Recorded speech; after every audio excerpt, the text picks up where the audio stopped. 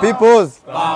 Bwana, sisi kama wanafunzi wa vyuo vikuu na vyuo vya kati tulitegemea tukitoka kwenye mkutano chama chetu tupewe strategies, tupewe mikakati, tupewe mbinu jinsi gani tutachukua serikali, jinsi gani tutachukua dola. Sio tunafika kwenye mkutano tunaanza kuongea stories back in the days. Elimu ni matope, sio elimu nini. Kutoka nimefika kwenye chuo changu sijawahi kuona sijui jinsi gani yani tutengeneza hata mbinu ya kuwa wanachama hai. Hakuna kitu kama hicho. Lakini kule zetu chama tawala tunaonaga mara kibao wanatengeneza njia ya kuwa wanachama hai. Lakini sisi kwetu wanachama kivuli kibao. Tukienda kwenye mkutano tunakuwa wengi. Msimamo wetu sisi kama wanafunzi wa vyuo na vyuo vikuu ni kusimama na kujenga hoja ili twende tukafanye uchaguzi.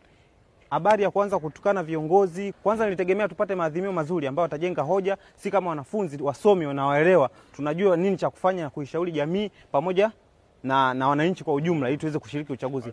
Hatuwezi kukubali issue ya no reform no election. Tunachopaswa kusimama imara ni kuruhusu watu waingie wakafanya uchaguzi tuweze kushinda kwa kishindo. Chama chetu kiko imara na tuna imani ya kwamba tutashinda. Kwa hiyo mimi niwatie moyo tu wanafunzi wenzangu kwamba tusimame imara, tujenge hoja, tusimame tukapige kula, kwa sababu kupiga kula ni haki yetu ya msingi. Tunapaswa tupige kula kwa sababu hatuwezi kushika dola bila kushiriki uchaguzi. Ndio. Peoples. Sisi kama wanafunzi tunaona mwenendo wa chama chetu umekiuka katiba yao. Sisi tunataka dola. Tunataka chama chetu kichukue dola. Kwa nini? Nataka dola.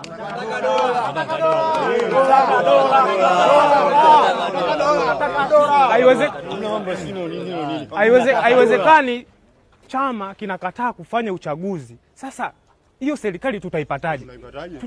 Tunataka tuingie madarakani. Tumekuja hapa kupata nini? Kufuata strategies ambazo tunajua tutafanyaje? Tutapata vitu, si ndio? Dola tunaitaka, si ndio? Tumekuja kwenye kikao. Unaona hii nguo? Mimi ni Chadema pure. Sawa? Nimekuja hapa najua na chama changu kinajadili mikakati ambayo naweza nikafanyaje? Tukashikilia nguvu ya umma.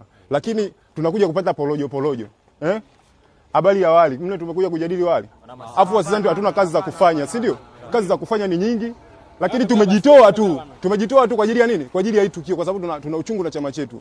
Kwa maana tumechoka si mambo kila siku huko mama, kila siku huko mama. Sasa tukiendelea kupiga ngonjera porojo, hatutatoboa. Kwa kikubwa tunataka mikakati ambayo dola tutafanya.